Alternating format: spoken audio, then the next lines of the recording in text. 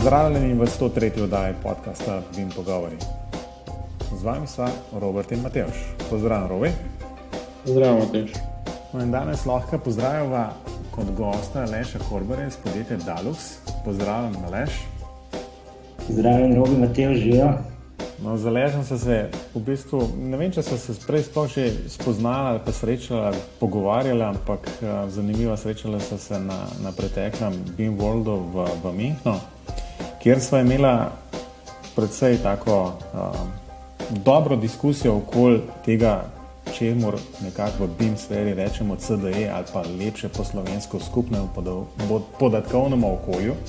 Pogovarjali so se predvsem tem, da nihče najbrž kaj prav dobro ne ve, kaj to sploh je. Čeprav smo mi nekaj že o tem govorili na BIM pogovorih in to že daljne oddaje 53, Robi, jaz se spomniš tega. Saj nismo samo enkrat, smo ful. Sam ne vem, kjer je bilo pa 53. 53 je imela prav naslov BIM pogovori o CDE in jaz sem že to malo pogledati in tam so omenjala cel kup enih CDE-ov od Viewpointa in ProjectWise in Conjecta in podobnih, ne. In nekako sva tudi omenila vse tiste, kar ni CDE, ne. Razni rešitve na Dropboxih in Google Drivih in podobnih stvareh. No in danes bi v bistvu ta pogovor nadaljevali, ampak za začetek bi prosil Aleša, da se v parih stavkih pove, zato da bodo imeli poslušalci malo več vedeli o tebi, skratka, s kom se sploh danes pogovarjava. Najprej obema hvala za povabilo na tole oddajo. V bistvu sem Aleš Korbar, drugače sem predstavnik podjetja Dalux v naši regiji. Moja vloga je v bistvu svetovanje in pomoč pri implementaciji rešitev za upravljanje dokumentacije in informacij na gradbenih projektih. Če mogoče samo par besed o podjetju, pač imamo rešitve, pokrivamo različne faze življenjskega cikla objektov, od načrtovanja, gradnje in vzdrževanja. Govorimo o rešitvah za učinkovito upravljanje dokumentacije in informacij ter sodelovanje na projektih, a ne? Ja, mislim, da te to kar dobro kvalificira za sogovornika okoli CDE-ja, tako da pokažel se mi tudi rešitev, jasno, kaj Dalux ponuja, ampak mi danes ne bomo zganjali, ne vem, marketinške oddaje, nismo sponzorirani od Daluxa, wink, ne. Ampak bi se nasplošno pogovorili. Mislim, da kot rečeno, nekdo, ki to nekako ponuja nekim uporabnikom, verjetno veš predvsej tudi o drugih vaših, recimo temu, konkurentih. Ampak za začetek bi v bistvu nekako tako zelo splošno vprašanje, v bistvu, kaj sploh to je, no? Seveda, definicij je mnogo, ne? Zdaj, če pomalo pobrskate to po internetu, boste videli, da skoraj vsako podjetje, vsak, ki se te kratice dotakne, bo povedal neko svojo definicijo tega. Seveda lahko potem mogoče izlučimo neko tisto, ki nam je najbolj všeč, ampak jaz bom začel z zelo poenostavljeno definicijo, ki bi jo mogoče nadgradil skozi ta pogovor, ampak CDE je zame dokumentni sistem, ki je namenjen obvladovanju dokumentacije in informacij na gradbenih projektih. Če pa takoj nadgradim naprej, pa moram reči, da mora biti seveda skladen z neko BIM metodologijo dela. Zdaj, ta definicija je tako splošna, da bomo morali nadgraditi tekom našega pogovora. Zato, ker se mi zdi, da ta definicija vključuje potem marsikaj za nekoga, bila bi CDE tudi samo, ne vem, FTP ali pa, ne vem, nek mrežen disk ali pa kaj takega, ne. Tako da, ne, zdaj tudi bi lahko govorili o tem, na kakem nivoju so različna podjetja, na kakem nivoju implementacije BIM-a, ne. Ampak to je, mislim, da ena druga debata. Bi pa mogoče potem vprašal, no, če takoj zatem nadgradiš, kaj je CDE za vas. Če se samo majčkeno vrnem na tvoj stavek, je pomembno v tej definiciji, da sem rekel, da je dokumentni sistem za obvladovanje tudi informacij na projektih, torej ne same dokumentacije. Torej, tle sem želel izpostaviti to, da je CDE nekaj več kot v bistvu sam FTP, kjer se odlagajo dokumenti, ampak v bistvu je pomembno, da znotraj skupnega podatkovnega okolja seveda tudi obvladujemo vse informacije, ki so na gradbenih projektih. In zdaj seveda, če to gradim naprej, če odgovorim na tvoje vprašanje, seveda znotraj skupnega podatkovnega okolja moram imeti nadzor oziroma možnost upravljanja nad disciplinskimi modeli, ki nastajajo v fazi načrtovanja. Moram imeti sposobnost združevanja teh disciplinskih modelov v nek skupen združen model. Moram imeti v današnjem času podporo Open BIM metodologije dela, torej samo podporo IFC dokumentom, BCF dokumentom, COBI formatu in nenazadnje čim večjo integracijo z modelirniki. Moram zagotavljati, da so dokumenti med sabo povezani na različne načine, primer, da je 2D načrt povezan z modelom, da so BIM elementi modela povezani z neko tehnično dokumentacijo, recimo z navodili za vgradnjo in tako naprej. Moram v bistvu zagotoviti znotraj skupnega podatkovnega okolja potrjevanje dokumentacije, dodeljevanje najrazličnejših nalog, razreševanje nejasnosti v fazi načrtovanja in nenazadnje kasneje v fazi gradnje zagotoviti neke zahtevke za informacijo od projektanta, zahtevke za spremembo, potrjevanje in tako naprej. In ne najpomembnejše, ampak vsekakor pa nezanemarljivo, mora imeti sledljivost dokumentacije in informacij. To je v bistvu zame skupno podatkovno okolje. V verzijah tukaj dokumentacije ne govorim, seveda vrženik mora biti v zadnji in tako naprej. Okay, jaz bi takoj zatem imel eno zelo tako provokativno vprašanje. In sicer, imaš mogoče podatek, ker vem, da imate tudi stranke v Sloveniji, pa tudi kje druge, koliko procentov od tega dejansko vaše stranke uporabljajo? Mislim, ne bom tako rekel, verjamem, da tu je nekdo, ki to uporablja skoraj vse, ampak koliko procentov od vseh teh možnosti CD-ja, ki ga vaš izdelek ponuja, uporabljajo stranke v Sloveniji? Jaz bom rekel tako, če pogledamo zdaj vse to, kar sem naštel, sem prepričan, da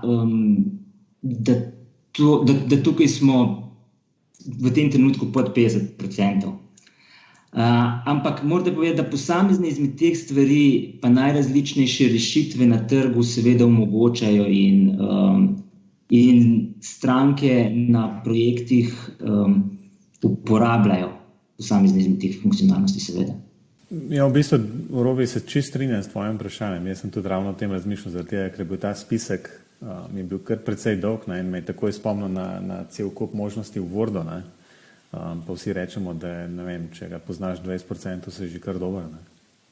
Verjamem, da je to zelo povezano tudi z, tako kot si tudi prej rekel, z nekim razvojem oziroma pač koliko daleč je ta implementacija BIM-a na nekem projektu ali pa koliko daleč je neka firma vstopila v ta BIM proces, koliko so ga ponotranjali. A je kakšna ocena v bistvu tega, kako pa recimo različne firme to sprejemajo? Recimo, jaz verjamem, da nekdo, ki je bolj vezan na samo gradnjo, ta del, se pravi, ta CDE dojema drugače kot nekdo, ki sodeluje predvsem v fazi načrtovanja.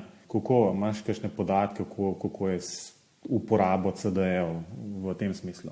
Misliš v smislu... Pač ne, v bistvu je tako, jaz verjamem, da recimo, BCF kot tak je nekaj, kar absolutno služi v fazi načrtovanja, kjer je pač možno ta izmenjava nekih podatkov, določanje nekih napak ali pa označevanje določenih stvari v samih modelih. Ne vem pa, koliko je, recimo, je to en vidik uporabe, en drug vidik uporabe pa najbrž čisto v fazi gradnje, kjer je pa, recimo, vsaj meni se zdi bolj poudarek na potem že na neki dokumentaciji, kjer je ta model bolj manj že zgrajen, jasno, da se ga spreminja ali pa se ga dodeluje, ampak v bistvu je pa ta vidik dokumentacije in podpisovanja in tako naprej mogoče še bolj pomemben. Ja, to vsekakor se strinjam. Zdaj, treba mogoče še eno stvar poudariti, ki se jo nismo dotaknili, pa je problematika obvladovanja dokumentacije, pa ne bo zdaj to ali v fazi načrtovanja ali pa v fazi gradnje, je za moje pojme podobna, pa ne si bo to zdaj BIM projekt ali pa tradicionalen projekt. Omenjam pa zdaj to predvsem zaradi tega, ker se pač sva se pogovarjala, ker si pač zdaj omenil BCF dokument in tako naprej. Ampak seveda, obvladovanje dokumentacije je vedno bil problem. Torej, tudi na tradicionalnih projektih imamo v ozadju nek proces potrjevanja dokumentacije. In če ga uspemo digitalizirati ta proces, če ga znamo spraviti v neko obliko in avtomatizem potrjevanja, sem jaz prepričan, da smo na ta način lahko učinkovitejši. In jaz moram reči, da na vprašanje o naših strankah, Daluxovih strankah, niso vsi projekti BIM projekti. Torej so tradicionalni projekti, pa to še ne pomeni, da se potem ne uporablja nekega dokumentnega sistema za obvladovanje dokumentacije in informacij na projektu. To je v bistvu odlično izhodišče za naprej. Ne? Jaz moram reči, da mi je bilo zelo všeč, tako kot si že na začetku začel predstavljati, ker si nisi imel samo na BIM. Ne? Meni se zdi, da se v tem CD-ju govori izključno samo v domeni BIM-a, pa to sploh ni res, ne? Zato ker lahko, mislim, mi tukaj govorimo o CD-ju kot v nekem središču izmenjave podatkov. In če se na nekem projektu mogoče tudi niti ne uporablja BIM orodja, je to še vedno eno zelo pomembno orodje, ki je nadgradnje nečesa, čemu smo včasih rekli projektni portal. Ne? Tako da iz tega stališča mi je to zelo všeč, kar si zdaj povedal. Ne? Obenem se pa lahko veže spet nazaj na vprašanje, ko sem vprašal, koliko odstotkov tega sploh uporabljajo. Zdaj pa da tudi pojasnim, zakaj to sprašujem. Zato, ker sem ravno pred enim tednom sem imel priložnost, sem spet govoril, pa ne bom imenoval podjetje ali pa kaj. In sem še enkrat več slišal, tudi konec leta 2019, pa mislim, da naslednje leto ne bo nič drugače, da je konec leta 2019 še vedno težava v uporabnikih. Ne? In jaz verjamem, da orodja omogočajo zelo veliko, težava so pa v tem primeru uporabniki. Ne? A imaš mogoče kako mnenje o tem? Ja, jaz se popolnoma strinjam. Poznata tisti znani trikotnik ljudje, procesi, tehnologija, torej people, process, technology. Seveda, vedno ljudje živimo, oziroma vsi smo v neki coni udobja in ko je treba v bistvu, bomo rekli, narediti nekaj novega, delati mogoče nekaj drugače, kot smo navajeni, vedno naletimo na odpor. Zato se mi zdi recimo zelo pomembno pri vseh implementacijah, da se po tem vrstnem redu ljudje, procesi, tehnologija implementira zadevo v prakso in da se v prvi fazi vedno pristopa tako, da se obstoječe procese, ki so v podjetjih, torej obstoječo komunikacijo, obstoječ način potrjevanja in tako naprej, poskuša spraviti v digitalno obliko in jo pač podkrepiti z nekim orodjem. In ja, tudi moja izkušnja je taka, da vedno je v bistvu izziv v nas ljudeh, ker nismo, oziroma ker je včasih mogoče težko spremeniti neke obstoječe navade in pa rutinirane dela. Zato ima tukaj tehnologija, ki podpre procese in ljudi in jim prikaže, kako na bolj učinkovit način lahko isto stvar narediš, zelo pomembno vlogo. In je vloga tehnologije v smislu, da je uporabniku prijazna, da hitro pokaže rezultate, zelo pomembna. Skratka, če nadaljujemo v tole smer, ker se mi zdi, da je zelo zanimiva v bistvu,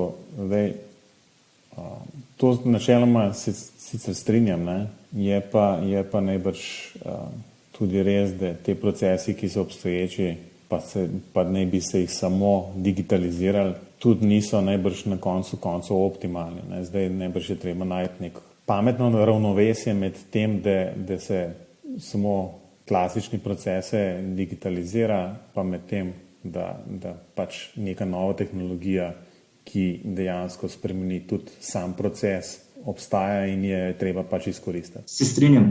če lahko tukaj samo dodam, to je točno to, kar si rekel, to je čista resnica, ampak z vidika implementacije in integracije takih rešitev je pa pomembno to, da ko pristopaš, ko jaz pristopam kot svetovalec oziroma kot implementator sistemov, da v bistvu pristopam evolucijsko, to pomeni, da najprej podpremo obstoječ proces dela, pokažemo že na obstoječem procesu dela, če ga digitaliziramo, na kakšen način lahko v bistvu bodo zdaj uporabniki pri tem prihranili in potem evolucijsko to nadgrajujemo in optimiziramo to v nadaljni fazi.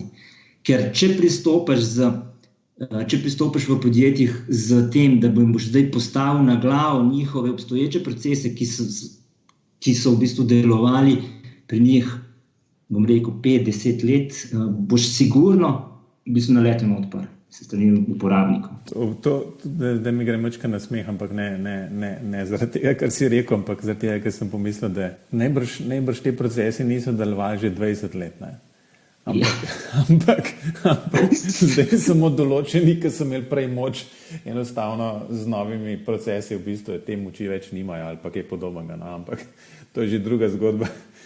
Ampak v bistvu v bistvu so se to že tudi umehno pogovarjali, pa nekako v smeri, da teh raznih ponudnikov, teh in onih okolij, se pravi, od vsej, da jih govorimo, je bilo vsaj tam umehno, mislim, da je bila vsaka druga stojnica bila, kaj v tem smislu, ne?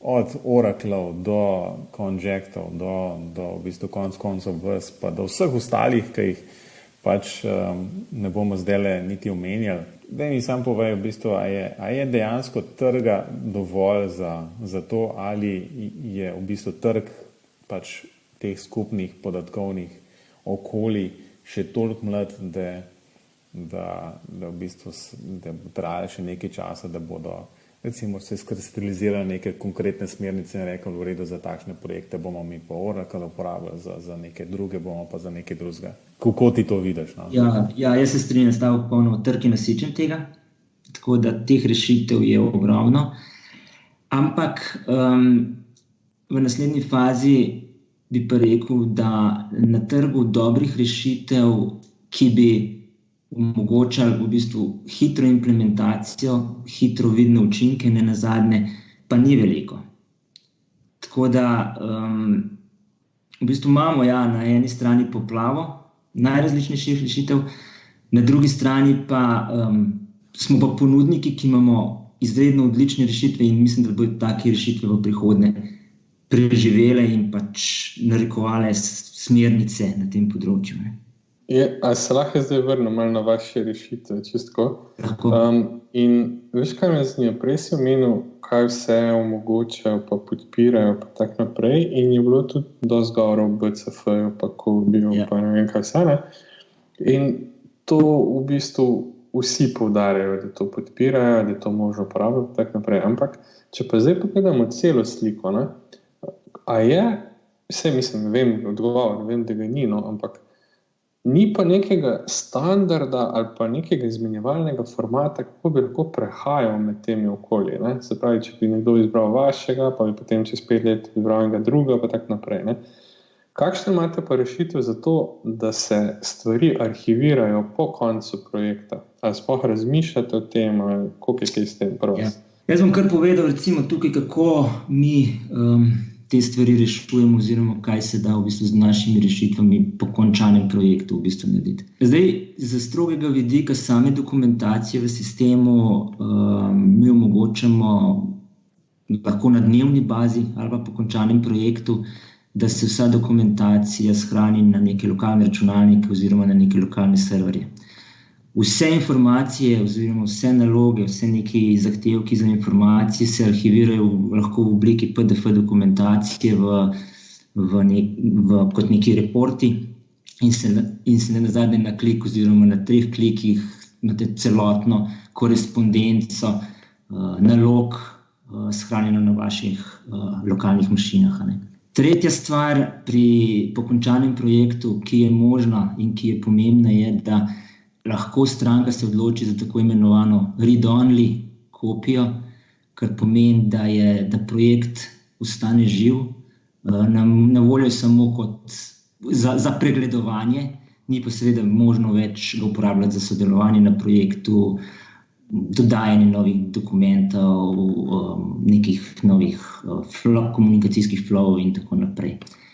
Četrti pristop je pa, da lahko preko našega modula Dialogs Handover v bistvu pripeljete v bistvu za pomembne pripravite potrebno dokumentacijo in informacije za kasnejši facility management, upravljanje objekta. Torej, postavite potem ali uporabite naprej naš Dialogs FM ali pa v bistvu uporabite te informacije, eksportirate v nek Kobi format in pač ga uporabljate in upravljate te informacije naprej v nekem drugem facility management sistemu. Meni se zdi predvsem tisto, da je read-only kopija še naprej uporabna, se mi zdi odlično. Ne? Vsaj to, ker vem, da so izkušnje z enimi drugimi sistemi tako, da si pač zaprt v sistem ali pa pač vzemi ali pusti. Ne? Teda to se mi zdi en zelo pomemben vidik, na katerega takoj na začetku uporabniki niti ne pomislijo, ampak je pa nekaj, o čemer bi mogli razmišljati že od vsega začetka. Pa me zanima tako, vem, da vsaj za eno slovensko podjetje vem, da zelo veliko uporablja vaše produkte, ne? Pa me zanima samo, a so že končali kak projekt z vašimi rešitvami, pa kaj so se odločili, kaj bo z informacij po končanem projektu? En projekt mislim, da se bo zdaj v roku parih dneh končal. Šlo je za manjši projekt.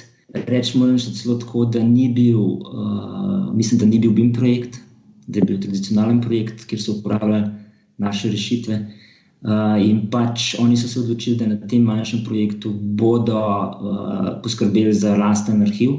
To pomeni, da bodo vso dokumentacijo, vse naloge, vse zahtevke, potrditvene liste in tako naprej arhivirali dodatno potem še v PDF obliki. Torej bodo naredili kopijo iz našega sistema. Ne bodo uporabljali kot read-only naprej. Ja, ampak v bistvu zdaj tale debata v bistvu je dejansko, se mi zdi, da je zbudila novo vprašanje. Ne? Še posebej, mogoče pač odgovor, tako kot si ga dal, ja, da pač obstajajo te rešitve, obstajajo rešitve tudi, ne vem, spraviti v PDF, pa ne vem, v tem smislu, ne? Ampak to konec koncev niso neke rešitve, ne? Je pač dump, narediš vseh podatkov in zdaj, če slučajno hočeš to uporabljati za facility management naprej, si bolj manj sam kriv, ne? Če hočeš nekaj drugega uporabljati, kot pa produkt, da ga vi naprej ponujete. Zdaj, ali je, v bistvu, sem prepričan, da še vedno, ne?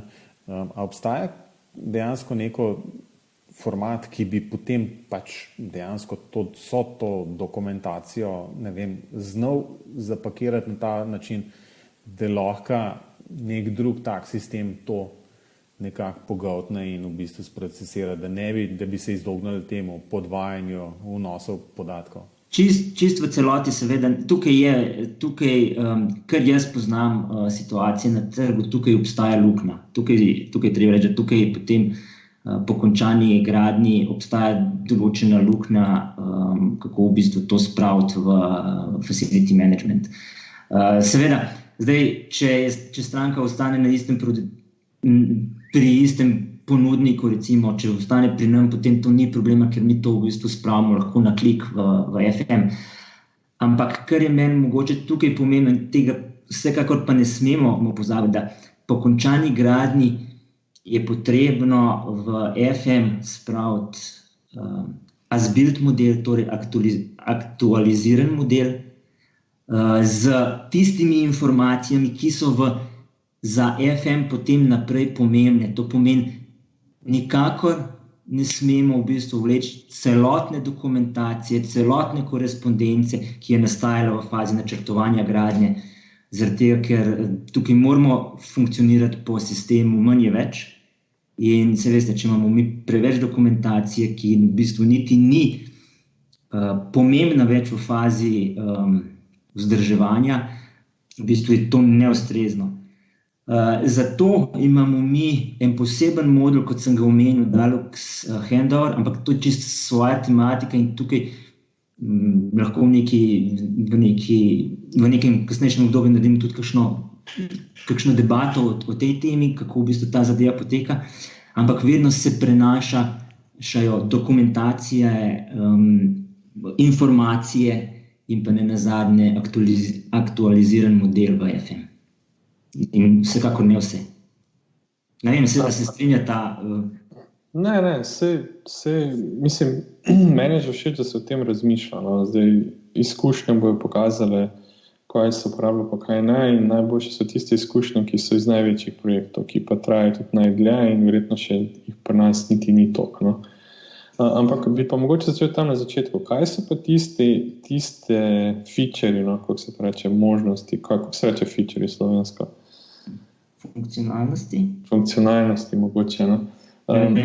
Katere so tiste funkcionalnosti, ki najbolj pritegnejo vaše kliente, vaše uporabnike? Kaj je tisto, kar najprej zagrabijo, če rečem po domače? V bistvu mi imamo BeamViewer, ki je plod v bistvu našega lastnega znanja, in naš BeamViewer je izredno močen. Močen iz parih vidikov, smo sposobni obvladovati ogromno količino podatkov in ogromno količino modelov. Za primer, ste najbrž, kdo je kaj spremljal, nas recimo videl na internetu, primer 73 Revit modelov spravljen v naš BeamViewer in ta BeamViewer in ta model se vrti na telefonu, ta model se lahko vrti na tablici, ne samo na namiznih računalnikih. In kar je naša posebnost pri BIM pregledovalniku je to, da mi znamo 2D dokumentacijo združevati za 3D modeli v enotnem pogledu. In to je v bistvu tista stvar, ki ljudi privabi, in to je tista stvar, ki ima veliko dodano vrednost. Zdaj, ko govorimo o dodani vrednosti, se bom v bistvu tukaj oprl na samo gradbišče, kjer so 2D načrti seveda še vedno, in tudi če za moje pojme bodo v prihodnje, tisto izhodišče, ki jih pač uporabniki uporabljajo, ampak če ima zdaj nekdo na gradbišču 2D načrt na tablici, na mobitelu, in če za klikom dostopa in vidi, kako izgleda 2D načrt skupaj s 3D modelom, je to dodana vrednost na gradbišču. Ne samo, da si predstavlja, ampak v naslednjem trenutku, če govorimo zdaj o modelu za informacije, lahko dostopa do informacije o elementih modelu. In ker je to uporabniku zelo prijazno, je to tisto, kar v bistvu nam odpira potem vrata v Dialogsbox, naš document management sistem, in pa v Dialogsfield, naš task management sistem. In mimogrede Dialogs BeamViewer je brezplačen. Kako je pa v bistvu, no, skratka, na gradbišču, ko si že omenil gradbišče, v bistvu imamo cel kup enih delavcev od tistih, ki v bistvu dejansko so manj kvalificirani pa do naprej, ne? Kako je pa uporaba takšnih orodij pač sede na tem nivoju, no, v bistvu čist? Poglejte, kaj smo mi v bistvu naredili z Dialogsom. V bistvu ena stvar, ki se mi je zdela na začetku dokaj nepomembna, danes pa vidim, da je v bistvu še kako pomembna. Mi imamo tako skupno podatkovno okolje, če temu zdaj tako rečemo, in v bistvu task management rešitev prevedeno v slovenski jezik. Torej, to je v bistvu, mislim, da tudi, če govorimo o skupnem podatkovnem okolju, mislim, da je prvo skupno podatkovno okolje s to definicijo, ki je na voljo uporabnikom v slovenskem jeziku. In to je nenazadnje na gradbišču pomembno. Mogoče ni pomembno to za vaju, mogoče to ni pomembno za mene, ampak v bistvu na gradbišču pa ta zadeva se je izkazala kot pomembna. Druga stvar, kar je pa zelo pomembno, je pa, da mora biti rešitev enostavna za uporabnike, in mi smo prepričani, da mora biti BIM za vsakogar. Torej, dosegljiv nenazadnje vsakomur, in da ga zna tudi v bistvu vsak, bom zdaj govoril pa o modelu, tak model pregledati in ga upravljati. In če je rešitev uporabniku enostavna, torej, če ljudje znajo upravljati, če znajo uporabljati Google Maps, Google Earth in tako naprej, bodo znali uporabljati tudi naš Dialogs.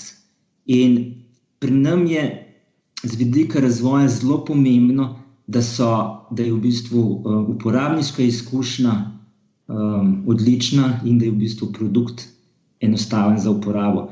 In to v bistvu trg potem pokaže, a je rešitev dobro sprejeta med uporabnikom ali ni.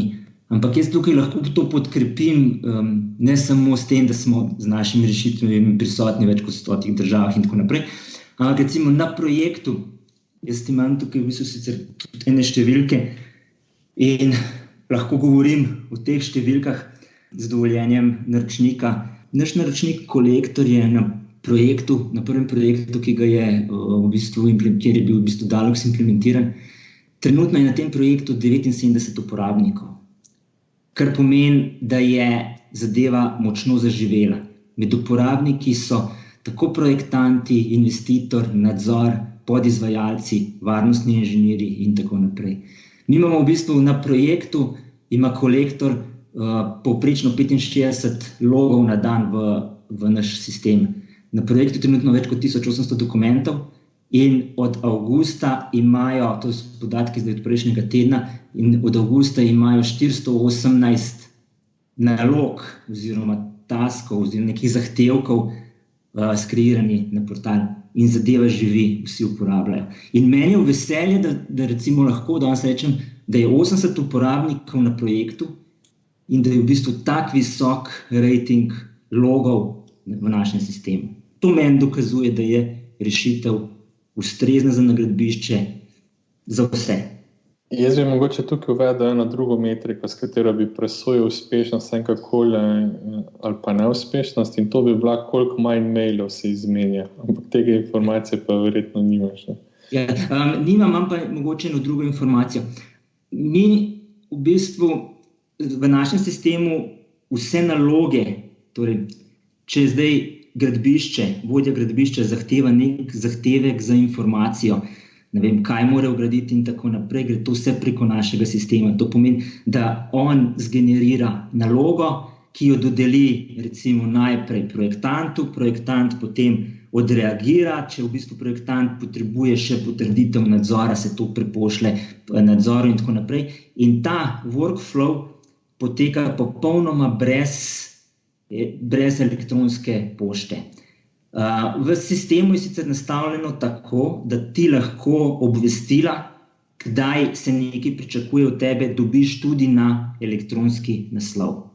Ampak drugače pa se vse znotraj sistema in za uporabo na mobilne aplikacije dobivaš notifikatione, kdaj se nekaj pričakuje od tebe. Tako da se zmanjša število komunikacije po mailu.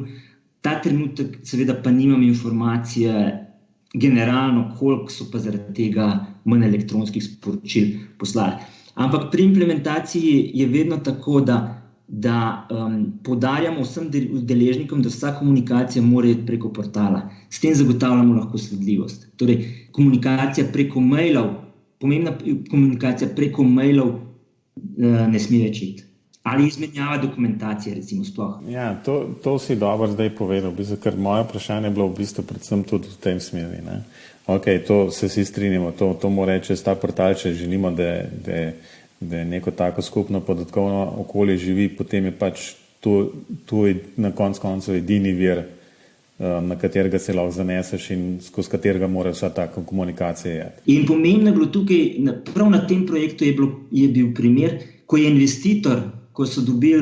investitor prijel elektronsko sporočilo od, zdaj ne vem, je bil to podizvajalca po elektronski pošti, da je investitor, ki ni naročnik, zahteval, ta zadeva mora iti preko portala. In to je zame pomembno. No, ker vprašanje je bilo ravno to, da kako to implementirati oziroma kako garantirati, da se v bistvu vsi tega držijo, in kje se konec ustavi. V smislu, da enostavno, če nekdo nekaj komunicira mimo tega, se pač ne sme narediti, se ne sme izvesti ali kakorkoli. Skratka, je to v samih pogodbah predvideno ali kako je s tem? A ni to stvar BEP-a? Ja, Robi, seveda, to je stvar BEP-a, ampak recimo marsikakšne stvari v praksi stojijo drugače kot v teoriji. In marsikatere stvari niso zdefinirane. Tukaj je pomembno, ne nazadnje, to, da vseeno, kolikor se gre v implementacijo takega sistema, se sledi temu, da mora pač protokol sodelovanja biti skladen z naročnikom.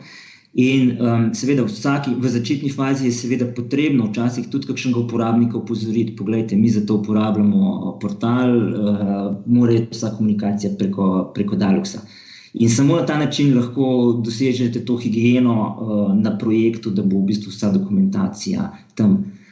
Tisti trenutek seveda, ko mi dopuščamo tudi možnost, da pa ta je pa nekaj na mailu in tako naprej, to ne bo učinkovit način dela. No, sej to je bilo ravno vprašanje. V bistvu je jasno, da je razni BEP in dokumenti in pogodbe zdržijo vse, ne? Ampak v praksi, tako kot si rekel, je včasih slika majčkeno drugačna. A se je že dejansko zgodilo to, da je nekdo rekel, glej, v bistvu jaz tega ne smem narediti, ker to informacijo ni šla čez to skupno podatkovno okolje?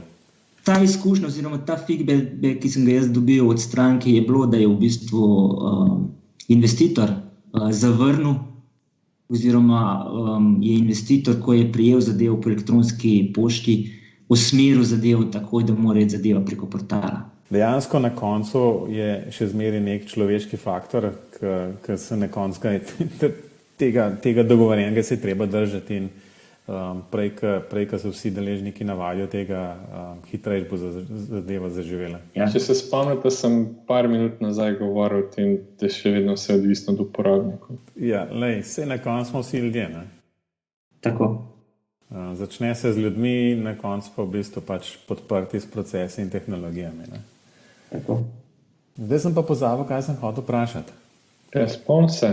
Daj, Robi, nekaj ti drugega vprašaj, pa zraven zelo hudo razmišljal, kaj sem že hotel vprašati. Ne, jaz bi mogoče glede na to, da zdaj to snimamo proti koncu leta, pa tak naprej, pa mislim, da je Aleš tudi bolj nov v tej novi vlogi. Pa me zanima, kakšni so pa kaj plani za 2020? Mislim, a imate kakšne številčne, procentualne plane, pa mogoče tudi, če so kakšni plani za razvoj, tako da se še naprej, vem, da se naprej razvija, no, ampak če kaj takega, kar mogoče lahko deliš z poslušalci. Jaz sem pri Daluxu zdaj dobre pol leta. Prej se, kot vsi veste, sem delal v podjetjih, kjer smo imeli tudi konkurenčne produkte. Kar se tiče pa vprašanja zdaj o razvoju tukaj Daluxa naprej in kakšni trendi naprej. Mi imamo za leto 2020 zelo bogat dokument, naš roadmap. Recimo ena izmed stvari, katero smo že nakazali z zadnjim izidom in o kateri že lahko uradno govorim, je, da gremo v prihodnje v podporo point cloudu. To pomeni, da bomo znotraj podatkovnega okolja in pa task management omogočili tudi podporo oblakom točk. Zakaj je to pomembno? To je pomembno ne nazadnje na gradbišču za zajemanje aktualnega stanja gradbišča in ponovno, ker smo močni v našem BIM-viewerju, omogočamo to pregledovanje na mobilnih aparatih, tablicah tudi. Tako to je v bistvu ena izmed stvari, ki je in mogoče druga stvar, ki bi jo tukaj le izpostavil. Močno bomo, mislim, da s februarskim izidom, bomo močno prilagodili način dela tudi na infrastrukturnih projektih. V bistvu podprli marsikakšen dodaten format in tako naprej. Zdaj sem se pa spomnil, kaj sem hotel vprašati. Zdaj govorimo v bistvu, to so vse take rešitve, ki delajo na strežnikih, konec koncev pa v bistvu uporabniki to, ko si že večkrat omenil, uporabljajo na nekih tablicah, prenosnih računalnikih oziroma telefonih, pametnih napravah. Kako je pa s tem? V bistvu, a moraš imeti hudo mašino, da to uporabljaš? Jaz bi vaju izzval tukaj, pa bi rekel, dajte si ob priložnosti potestirajte BIM-viewer. In boste res videla, kako je to nenazadnje enostavno za uporabljati in v bistvu kakšne zmogljivosti naš BeamViewer ima. Ne, ni potrebno. Ni potrebno imeti nekih hudih tablic, nekih hudih telefonov in tako naprej. Recimo mi podpiramo tudi, smo tudi dokaj tukaj napredni v tem oziru, mi podpiramo tudi augmented reality, torej nadgrajeno resničnost, mislim, da je slovenski izraz, če ne, prosim popravite. Tako da recimo lahko na gradbišču lahko združite v ta fizični svet, združite z BIM modelom in vidite nenazadnje, kako bo prostor v prihodnje izgledal, lahko pogledate, ne vem, kje potekajo prezračevalni kanali, se že, ne vem, predhodno lahko izognete, ne vem, če niso pravilno na pravih višinah in tako naprej. In za to funkcionalnost augmented reality pa seveda potrebujemo, če zdaj govorimo, pa mobilne telefone, ki podpirajo posebno tehnologijo, ampak to je, ne vem, recimo, to so tudi mobilni aparati, ki so danes stari, ne vem, 4-5 let. Tako da, recimo, mislim, da iPhone od 6 naprej, oziroma od 6S mislim naprej, to podpira Android sistem, pa ne vem, zdaj točno izgleda, v kateri verziji, ampak se lahko na naši spletni strani pogledate. Tako da ni potrebno za to imeti neke hude mašine, neke hudih tablic, telefonov in tako dalje. Mi imamo svoj lasten engine, kot sem omenil, za pregledovanje modelov in mi za potrebe pregledovanja na mobilnih napravah mi skompresiramo model. Tako da jaz trenutno recimo delam s stranko na Madžarskem, ki je uploadala 1,2 gigabajta velik Revit model in ta model lahko pregledujemo na tablici. No, fino, pa moram enkrat poskusiti. Res. Zdaj sam še ena zadeva, v bistvu.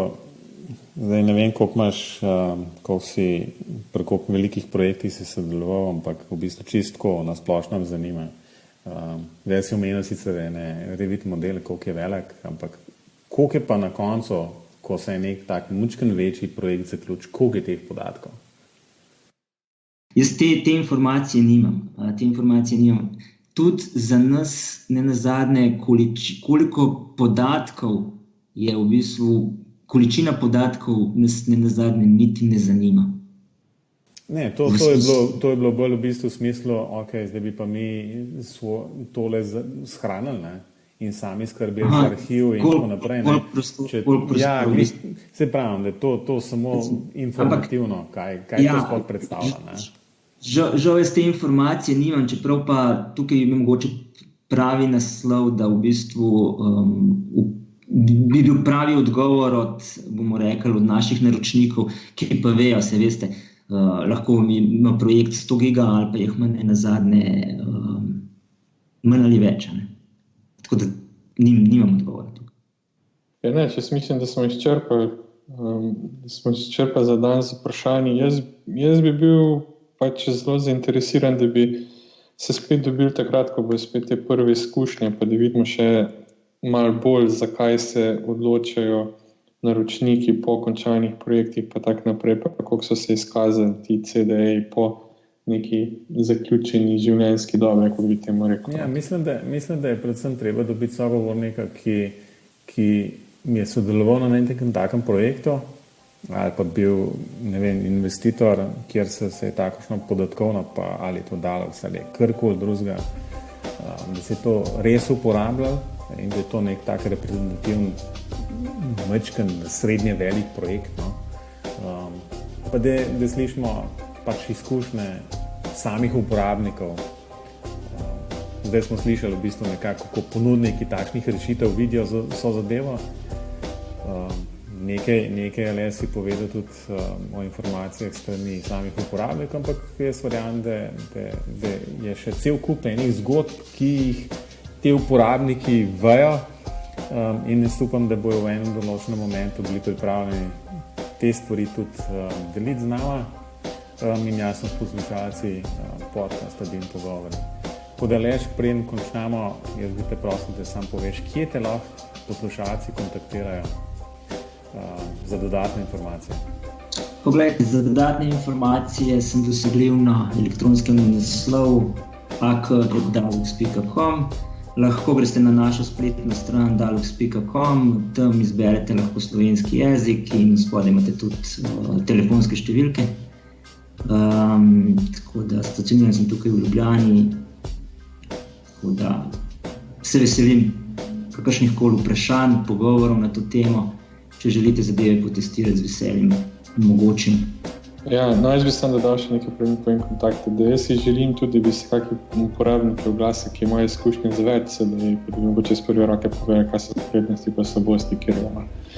Tako da, no, če bi kdo želel to deliti ali pa za karkoli drugega, pa lahko najde na robert@finc.net ali pa info@bimpogovori.si.